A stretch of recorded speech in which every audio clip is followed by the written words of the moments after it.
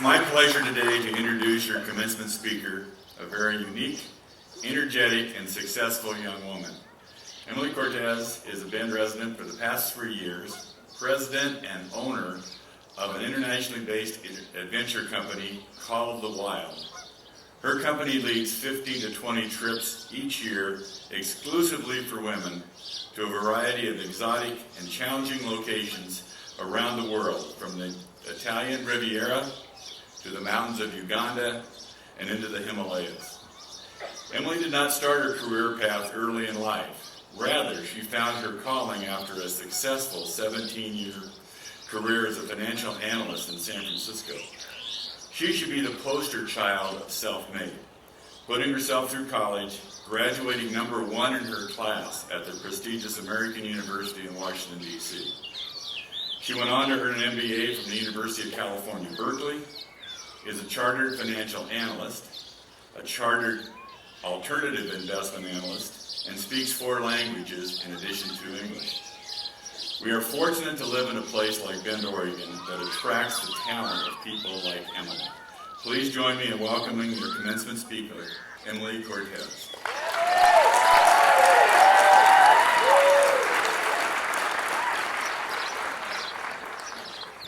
You guys can all see me, right? I'm only 5'1". I think I want to hear from that woman. Whenever people read my bio, I'm like, it actually sounds pretty impressive.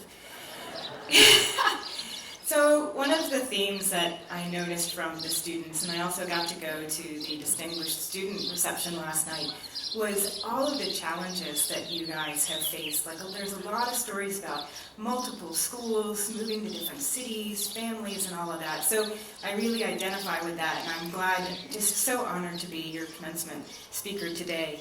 So my college experience was relatively similar. I actually left home at the age of 17, and I first went to the University of Houston in Texas because it was really, really cheap. But I still had to work 3 jobs to pay for all my tuition and my living expenses. But I still wanted more, and I transferred to the American University in D.C., and I literally paid for my tuition with my credit cards. I learned the credit card shell game really early. I was studying to do a double major in international business and in management, and do a double minor in French and Russian. But I literally ran out of credit on my credit cards, and I couldn't finish. So I only graduated with 1 degree. But I did graduate first in my class, and I'm so proud of that. So, all of these obstacles that I had, I still worked through them, was able to really accomplish something. But I began to realize, I feel like life is just this series of obstacles. And it kind of sounds pessimistic, I was really looking at things very negatively, but they just kind of keep coming, right? There's something that happens financially or with health or whatever along the lines.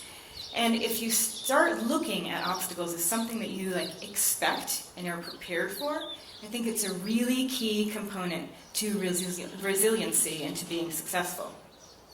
So once I started looking at obstacles differently, my perspective really changed. But the thing that drew me to look at obstacles differently was actually not any of my work experience or anything like that. It was actually mountaineering. So the lessons that I learned from the mountains were the most important lessons that I learned in my entire life.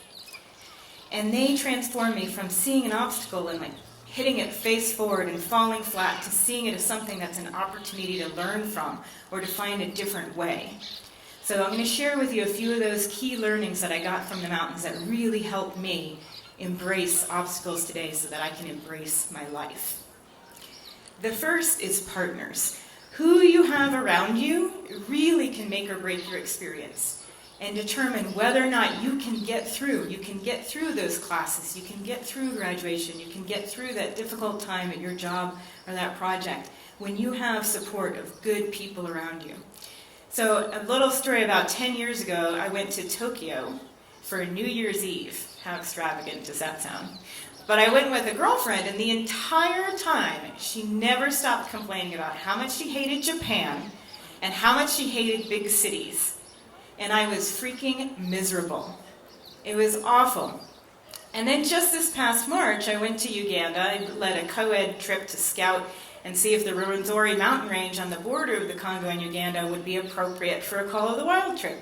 Turns out it's one of the hardest treks I've ever done. It was hot, it was cold, we were scrambling over rocks, we were balancing on logs, we were in bogs, and sometimes it would sink in up to our thighs. One of my clients needed to be medevaced for pulmonary edema, and another one sprained his ankle and had to walk out on it. And they all said it was the very best trip of their lives. So having those kind of people around you, that's who I want on my trip and in my life. The second is preparation. So there's no guarantees that by being prepared you will be successful, but if an opportunity arises and you're not prepared, you cannot be successful.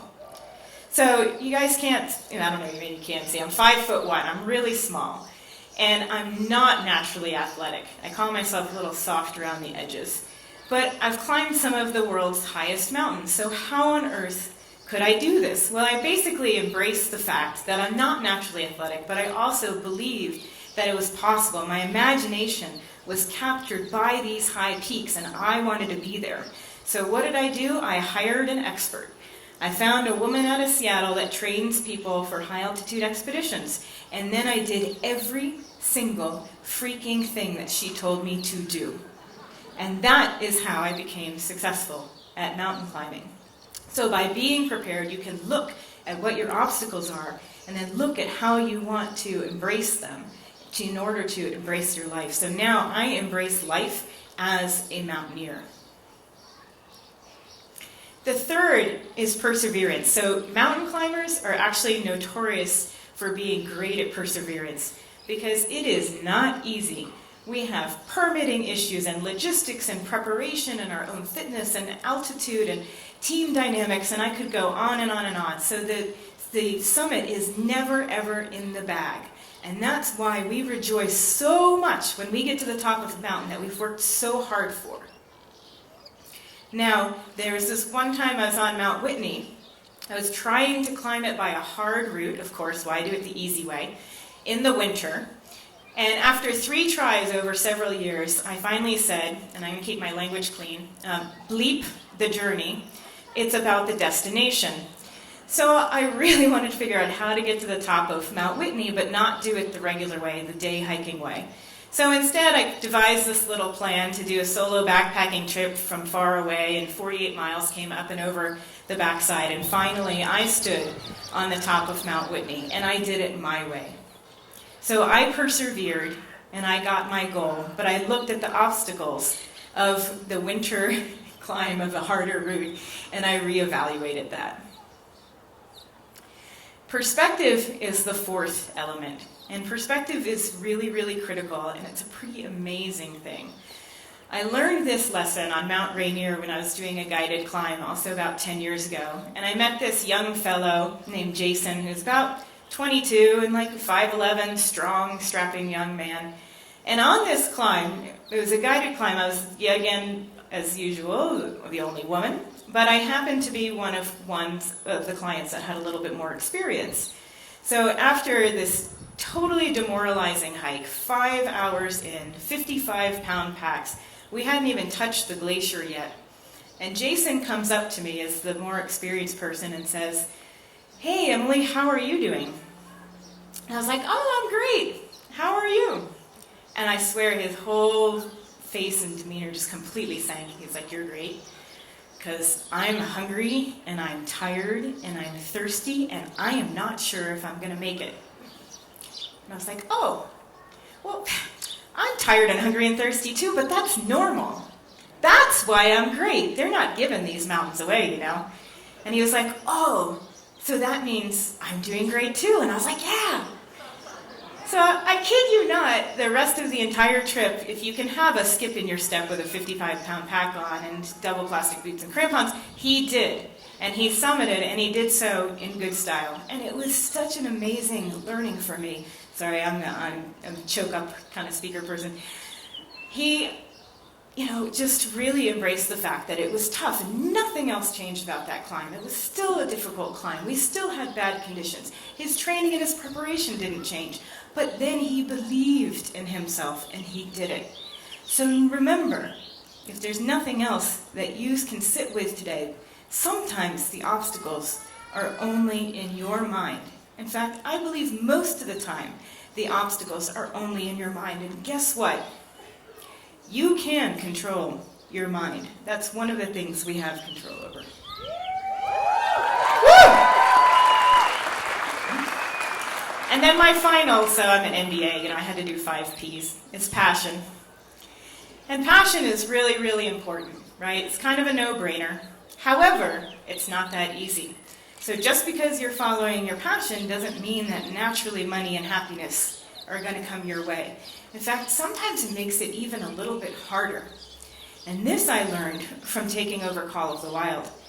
When I left the financial services industry, I walked away from 17 years of all of that education and all of those credentials, and because I was not fulfilled. I did it because I needed to support myself, and I was not concerned about having impact. But I came to a point where I said, no, impact and being happy is far more important than anything else. It took me a little while, but I got there. I basically ripped the Band-Aid off of my life, bought Call of the Wild, moved to Bend, and I've been here for almost 3 years now. And it is amazing, but my relationship with obstacles actually changed for the worse for a little while. The more that I wanted something to happen, the more upset that I got that something got in my way. I got angry and I even got depressed because this was my passion. I felt like the universe, whatever that is, should unfold and basically grease the wheels to my success because my intentions were noble to have impact on women and do all of this stuff. And I would get so angry when that wouldn't happen. So I had to take a step back and reevaluate and reestablish my relationship with these obstacles. Because by sitting there and just seeing them as something that stands between me and what I want, it wasn't healthy. So my message to you, though, is the more you care about what you're doing, the more important it is to work through those obstacles. Now, all of you have done so much to get to where you are today. So I want you to take this time, take today, celebrate your obstacles, and celebrate your lives. Thank you.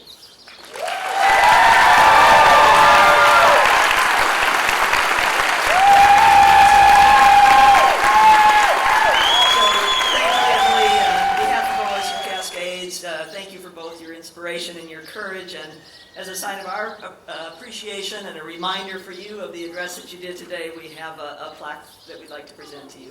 Thank you so much. Thank you.